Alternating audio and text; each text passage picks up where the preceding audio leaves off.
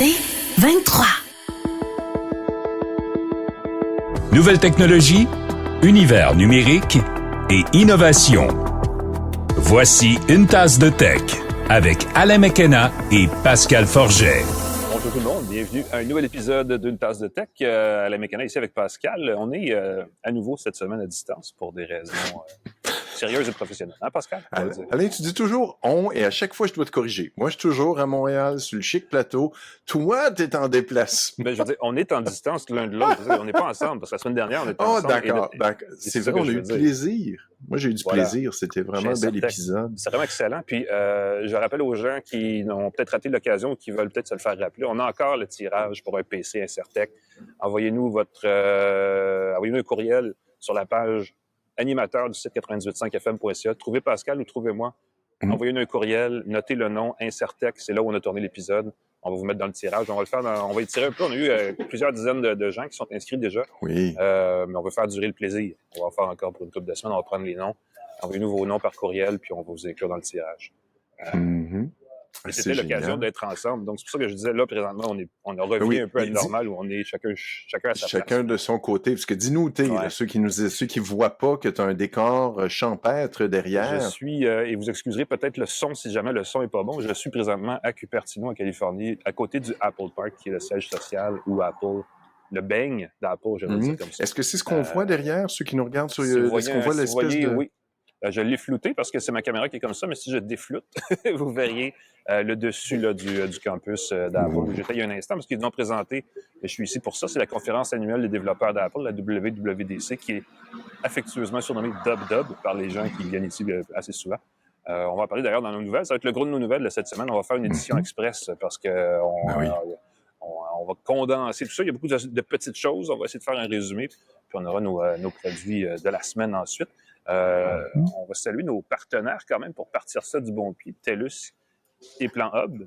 TELUS, grâce à qui je suis présentement en train de diffuser parce qu'on enregistre à travers la magie des ondes et j'ai mis ça sur ma ligne TELUS qui est nord-américaine. Donc ça, c'est le fun. Et il faudrait bientôt faire des événements au Mexique parce que j'ai cru comprendre que désormais, le forfait Amérique du Nord des fournisseurs canadiens inclut le Mexique.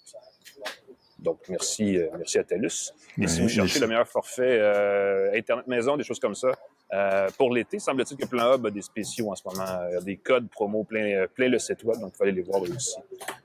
Plan Hub ici. C'est nos partenaires d'une tasse de tech. Ici, et puisqu'on parle de TELUS, il y a le retour du concours Aidons nos PME qui offre plus d'1 million de dollars. Vous êtes une PME, 1 million de dollars en prix et en récompense pour appuyer les petites entreprises canadiennes. On a jusqu'au 3 septembre 2025 pour s'inscrire. Les propriétaires peuvent s'inscrire sur telus.com/aidons nos PME pour gagner un des 5 grands prix d'une valeur de plus de 200 000 $ chacun. Profitez-en. Il y a des 75 000 $ de financement, de la publicité, de la technologie TELUS, plein de choses comme ça. Le concours Aidons nos PME de TELUS pour avoir d'une possibilité de gagner un prix. C'est pas un laptop Incertec? Mais... C'est pas aussi... Non, 75 000 $, c'est quand même pas si pire. Il y a un laptop Incertec, c'est quelque chose. 75 000 $, on peut l'accepter. Et c'est ça. Et on va parler du WWDC d'Apple, de la Nintendo Switch 2. Tu l'as essayé, j'ai vu quelqu'un l'utiliser abondamment. La tablette Pad 3 de OnePlus et du nouveau stick de Roku, le tout petit bâton qui vous permet d'avoir une télé intelligente pour vraiment pas cher. Est-ce qu'on commence par parler de ton expérience, Alain? Tu sors de meeting, de briefing, tu es là en personne. Qu'est-ce que tu as retenu? Un WWDC Express. Un peu comme la rumeur le laissait entendre avant la conférence, il y a eu très peu. On a parlé d'intelligence artificielle. Chez Apple, quand on parle d'intelligence artificielle, on parle de Apple Intelligence parce que c'est leur brand, c'est la marque de leur modèle. On s'attendait à ce qu'il n'y ait pas de nouveautés transformationnelles ou de grosses affaires du genre. Il y a quelques semaines, chez Google I.O., on parlait d'IA universelle, en voulant dire que c'est la future génération d'une espèce de super assistant d'IA qui va tout faire pour vous. Chez Apple, on a gardé ça plus modeste. On dit non, nous, au lieu d'avoir une grosse application à tout faire, on préfère injecter des petites applications d'IA un peu partout. C'est d'ailleurs la grosse approche. La grosse annonce, c'était la création je pense qu'il l'appelle le Apple Foundation Framework, qui est un paquet d'outils fournis aux développeurs pour intégrer ou exploiter le modèle d'IA d'Apple Intelligence dans les applications qu'ils développent. Donc, les applications tierces, tout ce qui n'est pas les produits Apple sur les plateformes d'Apple pourront utiliser les modèles qui sont, pour la plupart du temps, chez Apple, sur l'appareil même. Donc, on ne va pas dans le nuage, comme on ne va pas chercher ChatGPT ou Gemini ou rien. On peut le faire parce qu'on le sait, Apple a des ententes avec OpenAI pour aller chercher ChatGPT, mais ça arrive comme en deuxième étape dans le processus. Et c'était peut-être la plus grosse nouvelle du côté de l'intelligence artificielle chez Apple, c'était cette volonté-là d'avoir les applications des autres développeurs utilisées. Parce que vous savez, si une application sur iPhone utilise Apple Intelligence, le raisonnement d'Apple n'est pas bête, c'est que les développeurs vont vouloir offrir le même genre de qualité de service sur Android ensuite.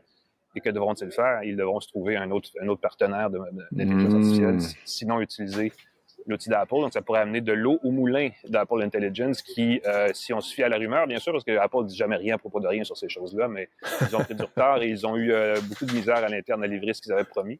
Ils l'admettent un peu. Ils disent, écoutez, on a promis l'année dernière qu'on aurait plein de nouveautés intégrées dans Siri, qui serait, dans le fond, une version 2.0 de l'assistant numérique vocal d'Apple.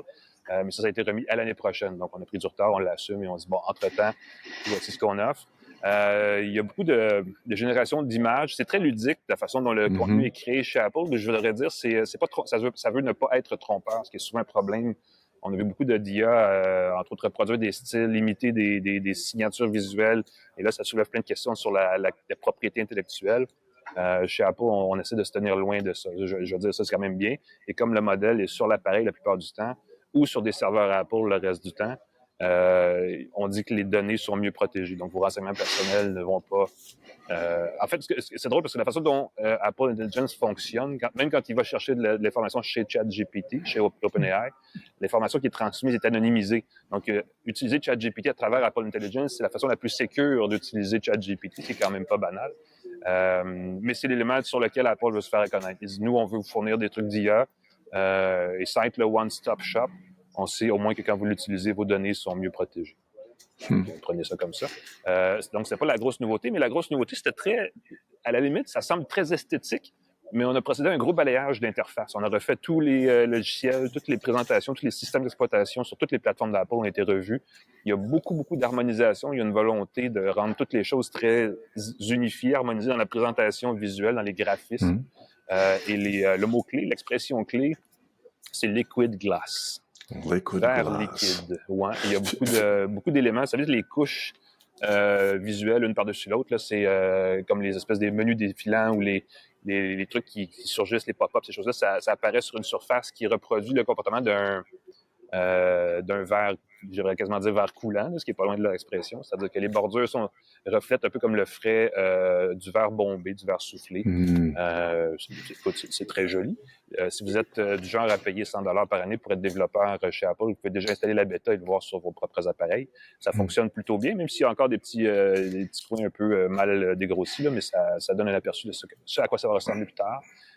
Et ça a été décliné sur toutes les plateformes. Je ne sais pas si tu as regardé, Pascal, si tu as retenu les éléments clés qui t'ont fait plus réagir que d'autres, là, mais il y en a sur toutes les plateformes, donc on peut pratiquement passer une après l'autre. Ce qui était oui, tout à fait. Il y a plus de nouveautés matérielles, cela dit. On pourrait passer, parce qu'il y a eu évidemment des centaines de mises à jour. Moi, j'ai regardé un peu les annonces, les grands communiqués qu'Apple a fait. Ce qui a retenu mon attention, c'est que comme c'était prévu, tout devient 26. Donc, c'est iOS 26, iPadOS 26, tout devient 26. Fait que il n'y aura plus de mémorisation à faire, que c'est iPadOS 19 et compagnie, ainsi de suite. Donc, tout va devenir 19. C'est 26, je m'excuse. Ouais. Donc, l'année suivante, pas l'année actuelle.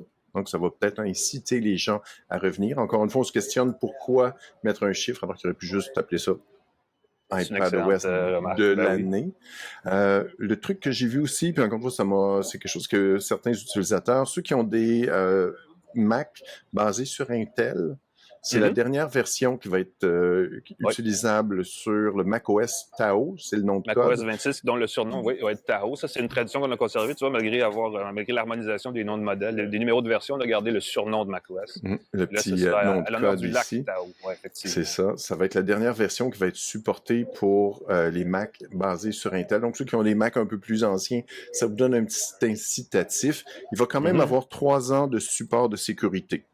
Fait que votre Mac Intel n'est pas encore désuet, il est encore fonctionnel, mais il va avoir 3 ans de mise à jour de sécurité après. passer peut-être à un nouveau, considérer l'achat d'un nouveau Mac ou Faites pas passer la chez mise à jour. SFTech. Oui, vous gardez ça sur macOS Tao.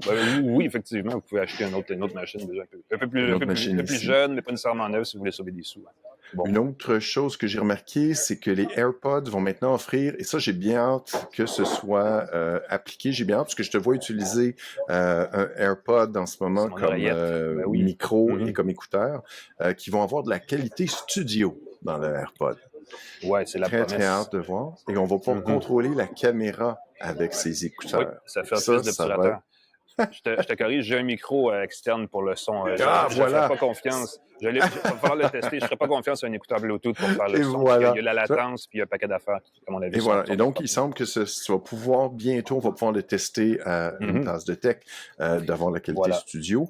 L'autre grosse nouvelle, je crois que c'est vraiment quelque chose qui va changer la donne. On parlait du iPad qui se transformerait de plus en plus en Mac. On va maintenant avoir dans iPad OS 26 une gestion des fenêtres. Donc, on va pouvoir ouvrir des fenêtres, les déplacer, les fermer et même avoir une petite barre de menu qu'on va pouvoir déplacer sur son écran. Fait que notre iPad va vraiment visuellement ressembler à une interface d'un Mac. Est-ce qu'il y a une fusion possible un jour? Quand on y pense, c'est le même processeur. La rumeur, c'était que parce qu'évidemment, Apple ne fait pas de MacBook écran tactile, mais le plus proche dont on peut Steve Jobs a dit que c'était mal. C'est un iPad avec... Je veux dire ceci parce que ça aussi, c'est quand même l'inverse de ce que Steve Jobs voyait, c'est que je sors d'une démo là, où nous ont présenté toutes les plateformes et celle qui a fait le plus jaser, c'est effectivement iPadOS parce que c'est la plus grosse transformation là, parmi les logiciels présentés, c'est celle du iPad.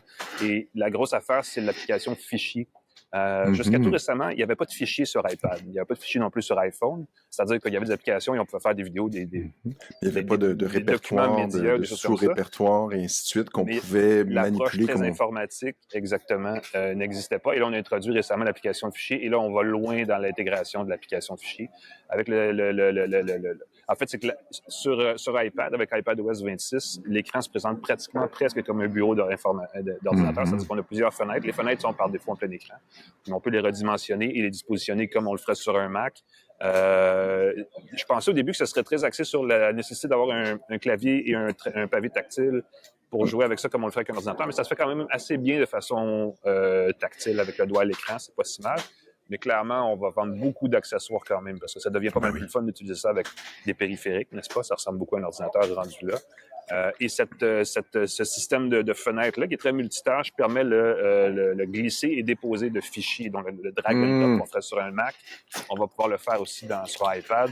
On va pouvoir colorer les dossiers, annoter les documents. On peut rajouter des emojis sur les dossiers. On peut personnaliser beaucoup la partie très fichier, très informatique du iPad. Donc, on va à fond sur ce créneau-là et ça ressemble de plus en plus. Et il y a aussi la barre de menu qui apparaît en haut des applications comme la barre de menu sur un Mac. Donc, vraiment, on s'en cache plus. On se dit, l'iPad, désormais, va être un outil de travail comme le serait un Mac. On n'a aucune idée, personne ne le sait vraiment, comment l'acheteur moyen va faire la différence. C'est-à-dire, est-ce que je veux travailler sur Mac, je veux travailler sur iPad? Clairement, on brouille la piste, mais je pense que c'est nécessaire parce que du côté de Windows, avec Windows 11, et le fameux concept d'hybride 2 en 1 tablette PC que Microsoft pousse beaucoup, il doit y avoir beaucoup de pression chez Apple pour arriver avec une formule semblable là, d'une espèce d'appareil tout en un. Et l'iPad s'en approche un peu définitivement. Oui. C'est vraiment la plus grosse transformation de tous les appareils au niveau logiciel qui a été annoncé aujourd'hui. Se demander où sont ces fichiers quand tu travailles, c'est important. Si tu es obligé de fouiller dans chacune des applications et tout. Et encore une fois, il y a des dizaines, j'imagine, écrivez-nous, dites-nous ce qui vous a plu dans les annonces du WWDC. Mais il y a aussi une application gaming. Oui. Un peu partout, en fait, sur Mac, sur macOS, je pense que sur iPad aussi. Il y a d'autres applications aussi, je vais en revenir après, mais il y en a une aussi sur iPhone, l'application gaming, où je pensais que c'était comme la partie jeux vidéo du App Store qu'elle allait être sortie, mais non, c'est vraiment un endroit où s'agrègent les jeux qu'on télécharge sur App Store ou les jeux d'Apple Arcade, l'espèce de service en streaming. Il y a un leaderboard, donc on peut aller là pour consulter où on se situe dans les classements des jeux multijoueurs. On peut lancer des défis à nos proches, à nos contacts à travers ça dans différents jeux. Il y a beaucoup d'éléments de jeux sociaux qui sont intégrés à ça. Je pense que ça signifie la fin de Game Center, qui était l'espèce de... Je sais même pas c'est quoi, c'est une espèce de... Au départ, ça se voulait être un réseau social de jeux vidéo qui n'a jamais décollé chez Apple. Oui, Il était très intégré pour garder en note les scores des joueurs et tout ça. Là, je pense que ça va être absorbé par la nouvelle application du jeu. Sur iPad, il y a une nouvelle application de téléphone qu'il n'y avait pas avant. Parce que la fonction téléphonique du iPhone se trouve à être désormais reproduite sur iPad et sur Mac aussi. On peut prendre un appel de n'importe où dans l'écosystème d'Apple si on est jumelé sur le même compte iCloud, essentiellement. Okay. Et l'application téléphonique a aussi droit à sa mise à niveau. Entre autres, on peut désormais c'est un réglage qu'on active dans les réglages, nécessairement, où on peut filtrer les appels. Ça veut dire que si quelqu'un vous appelle qui n'est pas un numéro connu, une voix automatique répond à votre place. Pour l'instant, si je me rappelle bien, c'est strictement en anglais, mais je suis pas sûr, il faudrait regarder, parce que j'ai quand même les réglages en français, mais j'ai pas réussi à l'essayer sur un téléphone configuré en français encore, mais c'est donc une voix synthétique qui répond. Et dit, voulez-vous me dire pourquoi vous appelez? Et là, la personne répond, et c'est transcrit en texte à l'écran de votre téléphone à vous, de votre iPhone. Et là, vous pouvez décider à partir de là si vous continuez la conversation à l'écrit, donc par messagerie texte, ou si vous répondez pour prendre l'appel vocalement. Donc, il y a une fonction il y a ça. Il y a un dossier spam. Il y a un dossier appel inconnu dans l'application messagerie aussi, et tout c'est unifié sur toutes les plateformes. Ça rejoint beaucoup ce que je pense les pixels font déjà du côté d'Android. Exactement. C'est quelque chose que Apple, on innove chez Apple en prenant quelque chose qui est offert depuis quelques années maintenant. Ouais. Il y a quelque chose de le fun parce que quand il y a une nouveauté qui apparaît chez Android, c'est comme c'est intéressant. Quand il arrive chez Apple, c'est comme il était temps. Tu sais, la réaction est un peu différente. Mais là, on rejoint un peu ça. On détecte parce que messagerie texte, on reçoit beaucoup de faux messages, dans le fond, des faux messages de plus en plus. Apple se base sur, depuis des années, là, on peut comme effacer des messages et les signaler comme indésirables. Et là, ils ont pris toute cette information-là, accumulée partout dans le monde depuis toujours. Mm-hmm. Et ils vont, à partir de là, décider si les messages que vous recevez sont des spams ou pas. Je sens que ça va créer cette habitude qui était déjà existante dans les courriels où les gens vont vous dire « regarde dans ton dossier spam, c'est là que ton email est rendu. » Là, les gens vont dire la même chose. Si tu as pas reçu mon texto, il était dans tes spams. Donc là, ça va créer une nouvelle deuxième habitude. Donc oui, il y a ça. Puisqu'on est sur l'iPhone, il y a quand même pas mal de nouveautés dans iOS 26 aussi. Je parlais d'Apple Intelligence. Tantôt, peut-être la plus grosse application qui est ajoutée, c'est ce qu'Apple appelle Visual Intelligence, donc l'intelligence visuelle, c'est-à-dire qu'on peut faire la recherche par image à partir d'une saisie d'écran sur l'iPhone. On a beaucoup amélioré la façon dont on va chercher de l'information à partir d'une image comme ça. L'application Visual Intelligence peut désormais lire ce qui est à l'écran ou voir les images. Et là, vous pouvez décider soit d'aller sur le modèle d'IA sur l'iPhone ou vous pouvez aussi demander à ChatGPT d'interagir avec ça directement. Et ça, c'est dans la fonction de saisie d'écran. Donc, il y a vraiment quelque chose d'intéressant de ce côté-là dans l'intégration. Ça, je pouvais le faire avec le téléphone moto. Tu as le bouton Perplexity qui permet justement d'appuyer sur le côté puis de capturer. Puis tu pouvais aussi le faire depuis un moment du côté Android. Capturer Circle to Search, je pense qu'il y avait aussi. Circle to Search, exactement. Ça ressemble beaucoup à ça. C'est sûr qu'Apple c'est la même chose, là. C'est la même fonction, mais c'est juste la gestuelle est un peu différente, je veux dire, comme ça. Oui. Mais je pense que ça confirme des habitudes. C'est-à-dire qu'on voit ce qui était déjà intégré dans Android et là, ce qui est intégré dans iOS ou dans les autres OS, dans le fond. Mais ce que ça semble dire, c'est que voici la façon dont les gens l'utilisent, donc voici pourquoi on l'intègre.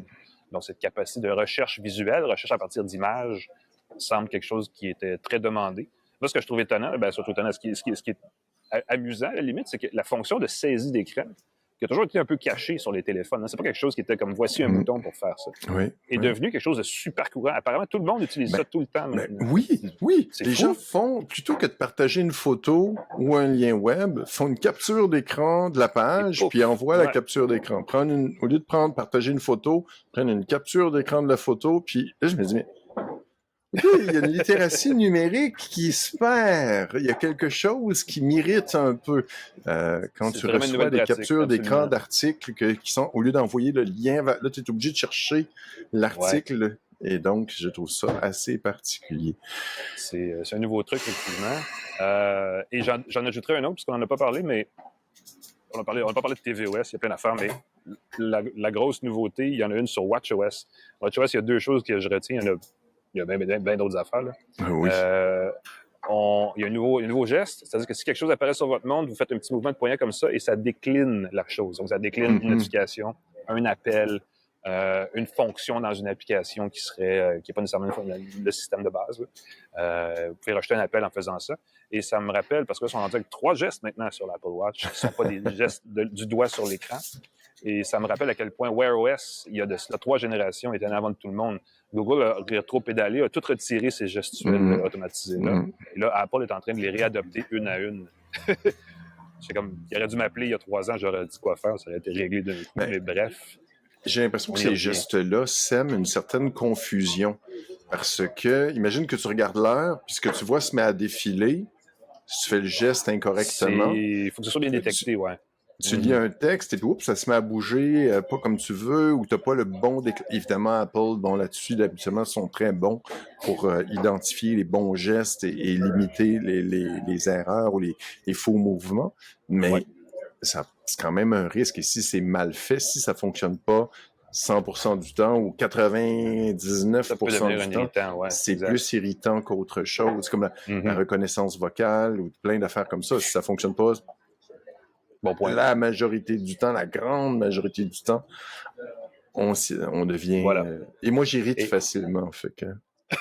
Ah ben là, tu mettras une petite crème, il y a un onguent qui existe. C'est ça, je suis un abonné. Mon gros pot de crème à fesses, là, c'est oh là là. Et pour finir sur WatchOS, en fait, l'autre nouveauté, c'est qu'on a refait l'application d'exercice, des entraînements qu'on veut faire, tout ça pour la rendre un petit peu plus naturelle. Il y a un truc le fun, on peut régler pour qu'une liste musicale parte automatiquement quand on part un exercice et elle est basée sur l'exercice. Il y a un petit peu de magie où on va choisir des chansons basées sur votre historique d'écoute et basées aussi sur le type d'activité que vous faites pour vous pousser de la musique vraiment adaptée au contexte. Donc, si vous courez, on va mettre de la musique énergique. Si vous faites du yoga, on va mettre quelque chose de plus calme.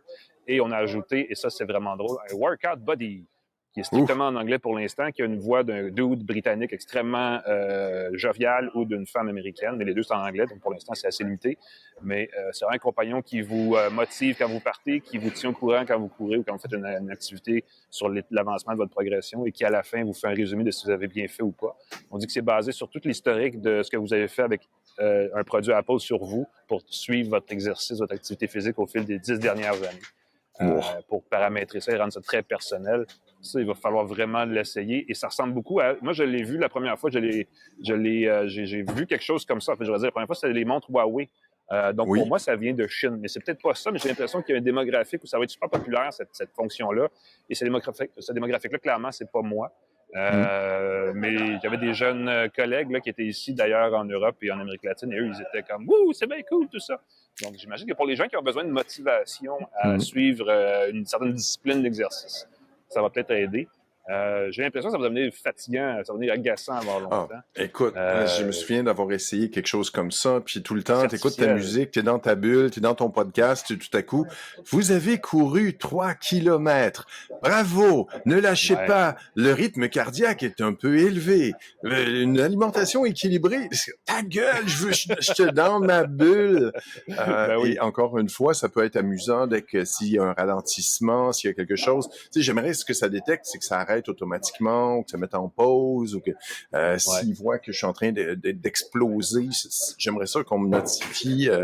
Mais sinon, je veux de la tranquillité. Ça soit délicat, c'est vraiment, ça peut devenir vite agaçant. Il y a un truc que j'ai dit au début, je vais le préciser. Quand on lance un entraînement, il y a la musique qui part automatiquement, mais on peut aussi le régler, et j'insisterai jamais assez là-dessus, on peut le régler pour qu'il nous lance notre balado préféré.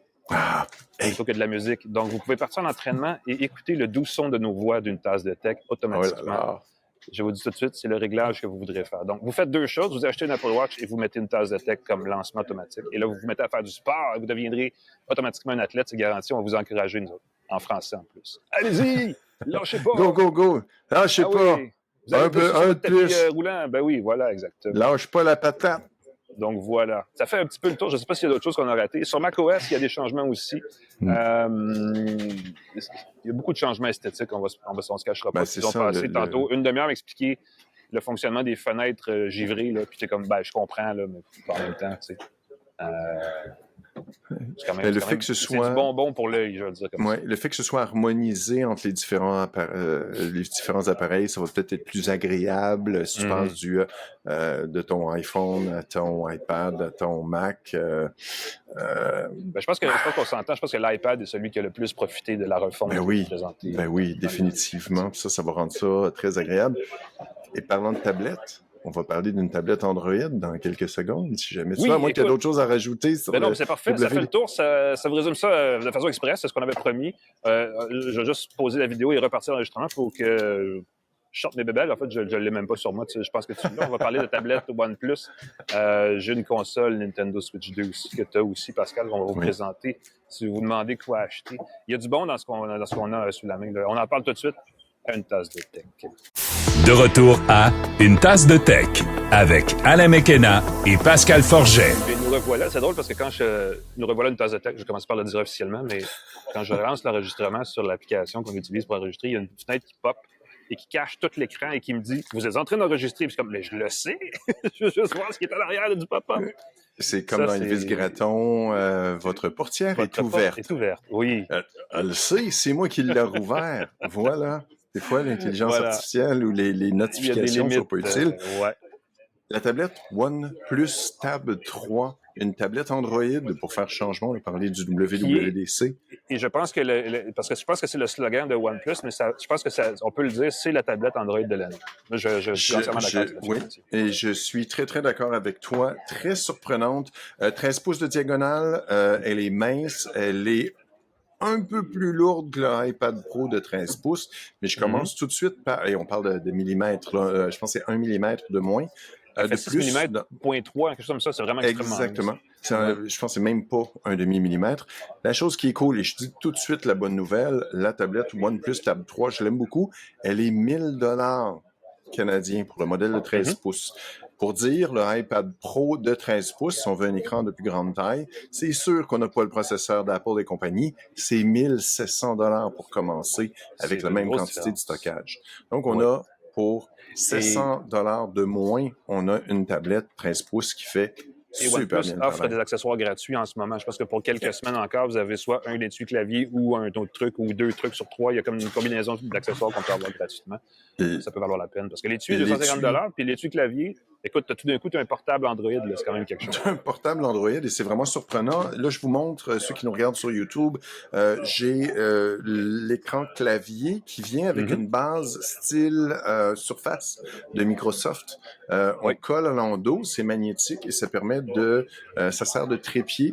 Et le clavier se clip et se recharge en se branchant sur la base. Qui fonctionne une fois détaché aussi. Ouais, Il exactement. fonctionne une fois détaché, c'est Bluetooth, c'est assez extraordinaire. Ouais. Et Alain, écrivez-moi si ça vous intéresse. J'ai trouvé une extension qui permet d'avoir le vrai clavier canadien-français multilingue. Je tape exactement sur le clavier avec les accents au même endroit. C'était une lacune dans les claviers par défaut de Google. De OnePlus. On n'a pas le clavier français canadien multilingue. Je l'ai trouvé, ça fonctionne prodigieusement bien. Le processeur, c'est pas le processeur Apple dernière génération, c'est un Snapdragon Mobile 8 Elite. Exact. Ce qui est quand même le processeur de dernière génération de Qualcomm. Je comparais, c'est une petite affaire moins performante que le Snapdragon X d'une Surface Pro, qui fonctionne sur Windows 11, mais sur Android, ça fly en pas mal. Là. Ouais. J'ai pas senti de flottement, c'est assez génial. Mais ça, c'était le truc, là. Avant, tu tapais sur l'iPhone, tu t'émerveillais que la fenêtre agrandissait en temps réel. Là, maintenant, bon, on s'entend que ça fonctionne super bien. Il n'y a pas de connexion cellulaire. Ça m'a surpris. Je m'attendais à ce que, quand on a mentionné le même processeur qu'on trouve dans les téléphones haut de gamme, qu'on puisse, avec une puce, avec une eSIM, bam, se connecter. Ce n'est pas le cas. L'autonomie est assez chouette. 12 140 mAh pour la pile. C'est la nouvelle technologie de pile de OnePlus qui est beaucoup plus dense. Fait que moi, je ne vois pas la fin de cette tablette-là. Je l'utilise à tous les jours. 70 jours d'autonomie en veille si vous l'éteignez avant que la batterie... Donc, vous avez le temps de l'oublier sur le comptoir à la maison, puis de revenir et de dire « Ah, puis elle est encore ça, c'est quand même pas rien.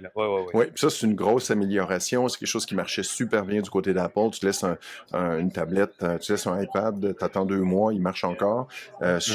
Sur Android, c'était pas le cas. Sur Windows, c'était pas le cas. Dans ce cas-ci, on approche de ça. La chose qui m'a surpris, autant que c'est le fun d'utiliser une tablette Android avec un clavier tapé vraiment, ça reste Android. Et je suis surpris qu'il y a encore des applications qui ne sont pas adaptées aux tablettes. Entre autres, Messenger. Je démarre Oui. Messenger de Facebook. Sur Meta, oui. Et bam, l'application est à la verticale seulement. J'ai dit, voyons, elle tourne pas, il n'y a pas de... Qu'est-ce que c'est ça? Et je me dis, en mode tablette, l'affaire qui est le fun, l'application, l'interface OnePlus, permet, quand on ouvre assez fréquemment, quand on passe d'une application à l'autre assez de fois, il va nous proposer de la mettre côte à côte. Donc, les deux applications qu'on ouvre fréquemment en alternance. Jusqu'à 3 applications côte à côte en tout, je pense. Et on va pouvoir glisser avec des gestes. J'avoue que ces gestes-là ne sont pas hyper intuitifs. Je m'y suis pas mis, il faut dire, mais si ça avait été intuitif, j'aurais pu, ah ben oui. Des fois, j'ai cherché, je voulais mettre deux applications côte à côte. Encore une fois, c'est pas la tablette elle-même, c'est Android. Il y a une courbe d'apprentissage, mais une fois qu'on s'habitue, on s'en tire pas si mal, je veux dire comme ça. C'est pas encore à point, mais on s'approche de quelque chose. Oui, puis j'ai bien hâte parce que ça vient avec la prochaine version d'Android devrait, encore une fois, on nous promet être mieux adaptée pour les différentes tailles d'écran et les tablettes. Et là, je pense que la tablette OnePlus Tab 3 va devenir quelque chose d'extrêmement... Oui, parce qu'il va y avoir un mode bureau. Donc, si on branche en plus un moniteur externe, vous allez avoir une tablette Android pour tout le temps. Et pouf, vous branchez un moniteur externe, vous avez le mode bureau d'Android 16. Vous allez avoir littéralement l'expérience de bureau avec la tablette et le moniteur. Donc, ça va être vraiment une autre façon d'interagir. On va vraiment, puis tu le disais la semaine dernière, ça menace Chrome OS, mais ça devient une troisième façon dans le fond, d'agir, d'utiliser un ordinateur. Parce qu'il y a Windows, évidemment, il y a macOS et l'écosystème à part. Et là, tout d'un coup, il y a cette façon d'utiliser Android-là pour aller en mobile et en bureau aussi. C'est quand même assez intéressant. Est-ce que Chrome OS et Android vont fusionner? Ce qui pourrait être quelque chose d'utile, là, Google Alphabet qui est menacé de division et tout, s'ils fusionnent, ils vont peut-être pouvoir s'en sortir en disant « Oh, maintenant, c'est la même chose. » C'est pas du tout. Et puis du côté Apple, est-ce que macOS et iPadOS vont fusionner? C'est sensiblement le même processeur. Tu rajoutes dans son iPad, tu rajoutes les interactions tactiles. That's it. Fait que t'as pas besoin de développer deux systèmes. Les développeurs n'ont pas besoin de développer pour 2, 3, 4 plateformes et compagnie. C'est pas pire pantoute. Mais très, très satisfait. Pour 1 000 $, t'as une super belle tablette. C'est pas donné, c'est sûr. Il y a des tablettes Android beaucoup moins chères, mais qui vont être beaucoup moins performantes. Pas de stockage externe. Ça, c'est une petite... Non, 256 gigaoctets de stockage et c'est tout. C'est la seule option. Il n'y a pas d'autre option. Je veux dire ceci, et c'est pas un défaut de la tablette, c'est que OnePlus aurait dû garder la Pad 2 aussi et vendre les deux côte à côte parce que la Pad 2, elle faisait 11 pouces, je pense 12 pouces, un petit peu moins grosse, un peu plus épaisse, mais quand même, les deux fonctionnent très bien encore en 2025. Ils auraient eu un sacré, ils auraient un one-two punch, comme on dit en anglais. Ils auraient eu une offre combinée, deux belles tablettes. Mais là, on a retiré la Pad 2 pour vendre uniquement la Pad 3. D'ailleurs, je comprends pas la logique derrière ça, mais ça enlève rien la Pad 3, ça le dit. Mais pour ceux qui trouvent ça un petit peu trop gros, 13 pouces, il n'y a pas d'autres options à ce stade-ci. Puis, mais OnePlus travaille très, très fort, puis c'est vraiment le fun de voir quelque chose, une alternative au iPad. Ouais. Ils ont ajouté des fonctions de partage sans fil qui facilitent l'envoi de fichiers d'un téléphone Android et même d'un iPhone à la tablette. On peut faire du contrôle à distance, un bureau à distance pour macOS sur la tablette OnePlus. Oui. Il y a des intégrations multiplateformes qui est assez originale. Donc, pour les gens qui ont un Mac et qui disent « j'aurais nécessairement acheté un iPad », OnePlus essaie de dire « non ». Tu peux t'en servir, c'est ça, comme écran, comme deuxième écran à ton Mac. Puis, normalement, tu es pris avec un iPad, ça synchronise avec Sidecar. Tu fais apparaître l'image, tu fais apparaître ton écran de Mac, tu le dupliques ou tu l'étends dans ton iPad. Dans ce cas-ci, tu peux faire sensiblement la même chose avec la tablette OnePlus. La chose, j'ai essayé d'installer, ça prend l'application O+, qu'il faut installer dans son ordinateur Windows. Étrangement, j'ai essayé avec mon ordinateur Windows, l'application ne voulait pas s'installer. Alors, je ne sais pas qu'est-ce qui a cloché. Ils ont dit d'ailleurs que c'est plus difficile, c'est limité sur Windows. Je ne sais pas pourquoi, là, mais effectivement. Et donc, ça va être quelque chose à explorer. Ça sera, il y a un bidouillage ou une approbation que j'ai pas vu passer. Ça va être validé. Mais ça va être très cool. Tu es en déplacement, tu as ta tablette, tu as ton laptop. Tu peux utiliser ta tablette comme deuxième écran du côté Windows, du côté Mac. Et c'est 1 000 $ seulement. Encore une fois, 1 000 $, c'est beaucoup pour une tablette, mais par rapport au iPad Pro, comparable, 1 700 $ pour le iPad Pro. Il faut raffiner le côté applicatif, mais on s'approche de quelque chose. On approche vraiment de quelque chose. Merci Pascal. Tu disais, c'est le fun, on va en voyage, on amène un bidule. Moi, j'ai traîné cette semaine la Switch 2 de Nintendo parce que ça vient d'être mis en marché la semaine dernière et j'en avais une, donc j'avais l'occasion de la tester et je me suis dit, quel meilleur moment que d'être pris dans l'avion pendant 6 heures. L'affaire, c'est que si vous êtes pris dans l'avion pendant 6 heures, la Switch 2 va mourir à mi-chemin parce qu'elle fait pas 3 heures. Elle fait à peu près, ça dépend des jeux, ça dépend de ce que vous faites, là, mais elle fait 2 et 3 heures de batterie. Il va falloir trouver un moyen de la brancher souvent. Sinon, c'est un bel appareil. Je veux dire ceci. Ouais. C'est super le fun. Si vous avez... C'est un peu embêtant parce que si vous avez déjà une Switch, c'est une mise à niveau le fun. Est-ce que ça vaut la dépense? Il faut vraiment jouer beaucoup pour que ça vaille parce que c'est quand même un gros montant et les jeux sont chers. Et même la mise à niveau des jeux vers la Switch 2, la plupart, ça coûte des sous. Et t'es comme, mais pourquoi? Vraiment? C'est Nintendo, franchement. C'était l'occasion de... une version mise à jour du jeu. Tu peux utiliser beaucoup bonifié. De jeux. Mais évidemment, les jeux de Switch fonctionnent sans frais, oui, exactement. Oui. Mais il y avait une occasion, là, je trouve, d'aller chercher... De raccrocher la loyauté des joueurs qui a été un petit peu ratée. Surtout que cette semaine, en plus, pour les gens qui hésitent, Xbox a annoncé une console Rogue Ally et Ally X à la couleur de Xbox. Donc, ils vont arriver aussi avec une console portative cet automne. Et là, tu dis, wow, tout d'un coup, il y a un choix. Donc, je pense que Nintendo aurait intérêt à... Mais ça, c'est du marketing, probablement. Mais aurait pu pousser. Sinon, écoute, le nouvel écran est vraiment bien. Ça fait du bien parce qu'il est plus large, il est agrandi, il est rafraîchissant. Les contrôleurs magnétiques, mon Dieu, c'est un petit détail, mais ça fait toute la différence du monde. Il y a bien des gens vont vous dire, hey, en plus, tu peux t'en servir comme une souris. Ben oui, on peut se servir d'un contrôleur Joy-Con comme souris, mais il manque encore les jeux ou l'expérience pour que ça vaille la peine, mais la promesse, c'est qu'il y a certains jeux de plateforme qui vont être le fun, des jeux style jeux de société un peu numérisés, là, ou jeux de conquête à style civilisation. C'est ça, jouer aux échecs ou juste de cliquer sur un endroit avec un style souris. Pour moi. Mais c'est drôle parce que je suis ici puis ils nous parlent de l'importance de plus penser comme un ordinateur dans l'interface des appareils, puis eux, ils reviennent avec une souris sur une console de jeu. Donc, on a de la misère à sortir de cette notion d'interface-là. Et bien des développeurs de jeux portent un jeu de PC sur console et oublient que les petites icônes dans le coin, le petit X pour fermer la fenêtre, avec un gros doigt, c'est dur à trouver. Oui. Donc, on contourne ça un peu, mais pour l'instant, j'ai pas trouvé que c'était un game changer. C'est pas quelque chose qui vous sert beaucoup. Sortie USB-C pour tout, donc y compris l'image. Donc, le moniteur externe, ça, c'est le fun. Vous achetez la console, elle vient avec le socle, évidemment, pour le brancher dans le téléviseur. 4K HDR, natif, pas de souci. C'est une belle image. Il y a un port USB-C en dessous, mais il y en a aussi un sur le dessus. C'est un petit détail, mais pour le charger, ça vaut la peine. Attends un peu, Alain. C'est très drôle parce qu'on l'a essayé, je l'ai essayé, j'ai eu l'occasion de faire la file au Costco pour aller chercher la console. J'étais le premier à rentrer dans le Costco du marché central. Les gens étaient très énervés. Je me demandais pourquoi les gens étaient nerveux derrière. Je pensais pas que tout le monde faisait la file pour la Switch 2. La prise de recharge, étonnamment, ne fonctionne qu'en bas pour la recharge. À moins qu'il change, à moins qu'il adapte, mais j'étais très déçu parce que j'ai branché le fils de ma blonde, pour pas le nommer, jouait avec la console et la pile était basse. On a branché sur le dessus. J'ai pas mal de souvenirs de l'avoir branché par en haut pour la charger la semaine dernière. On va réessayer alors, mais par en bas, ça fonctionne. Parce que là, on va parler du USB-C un instant. USB-C, c'est capricieux. Ouais, et voilà, c'est capricieux. Pourtant, le même chargeur ne fonctionnait pas en haut. Écrivez-moi si je dis des bêtises. Il a fallu le brancher en bas. L'autre chose, tu parles des contrôleurs. J'ai ma note là-dessus. Je trouve qu'ils sont petits.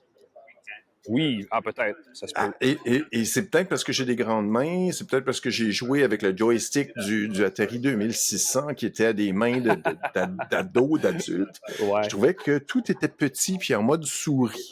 J'essayais de tenir la... Oui, je disais, c'est très mal commode. C'est très petit.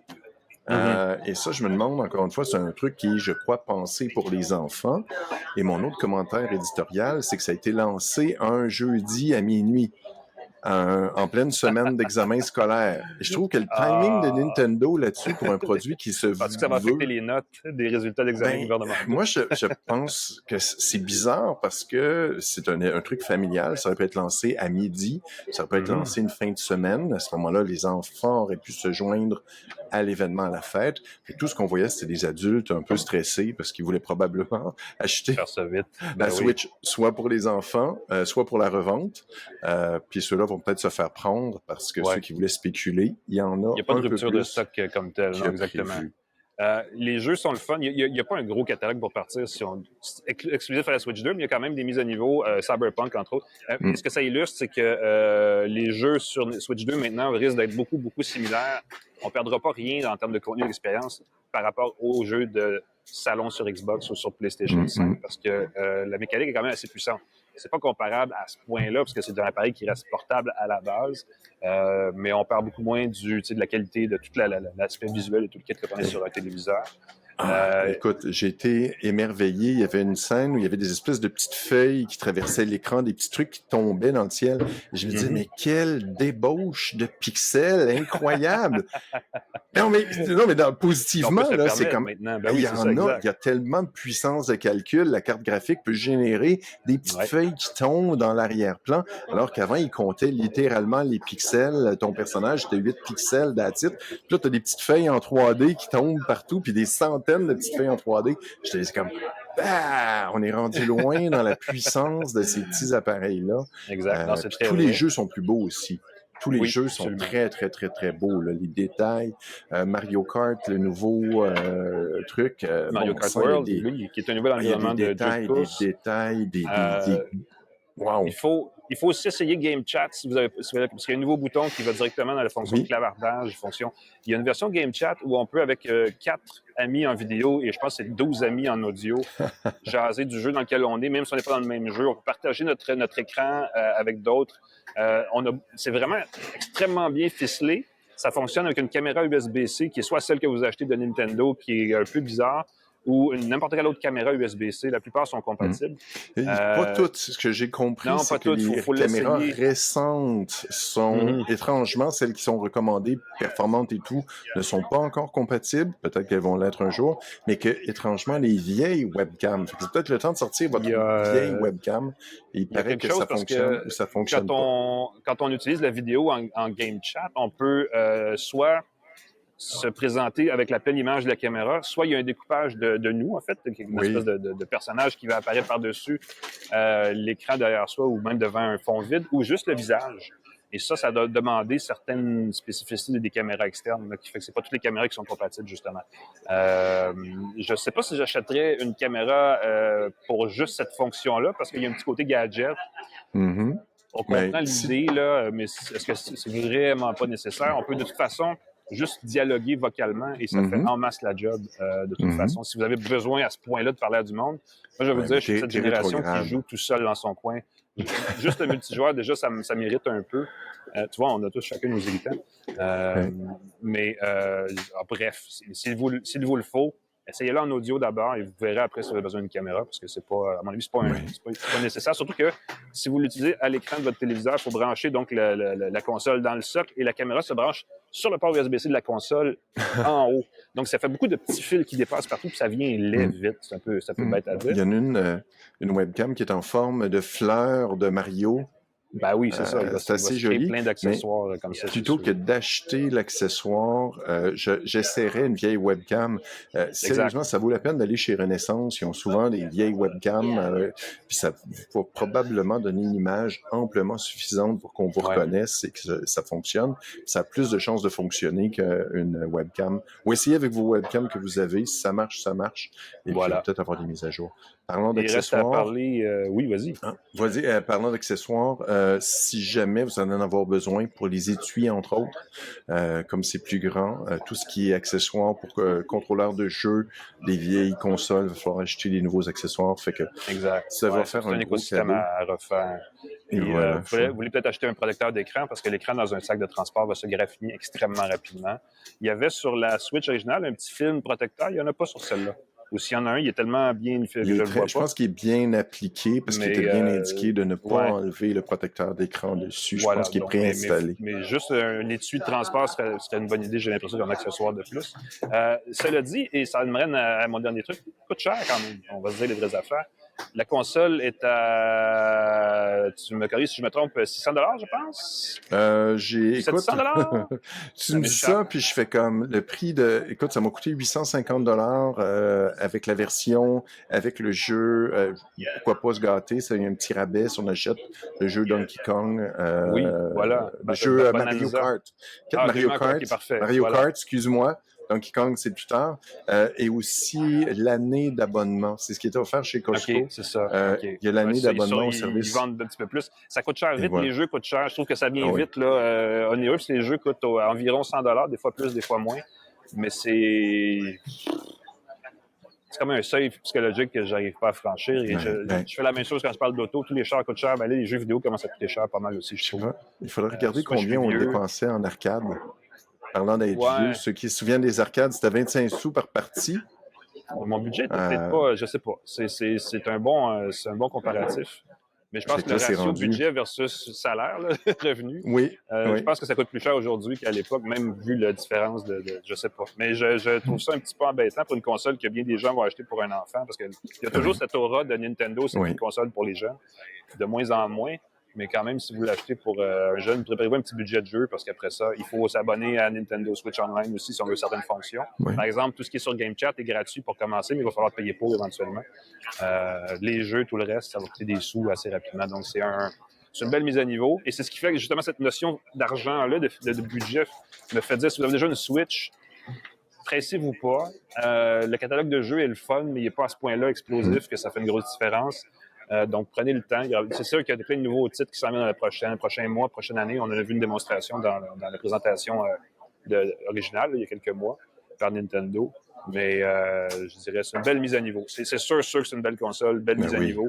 En attendant, il n'y a pas grand-chose dans le mobile à part des téléphones puis des tablettes puis ça. Donc, c'est vraiment, par défaut, si vous voulez jouer à un jeu mobile, c'est la console de référence.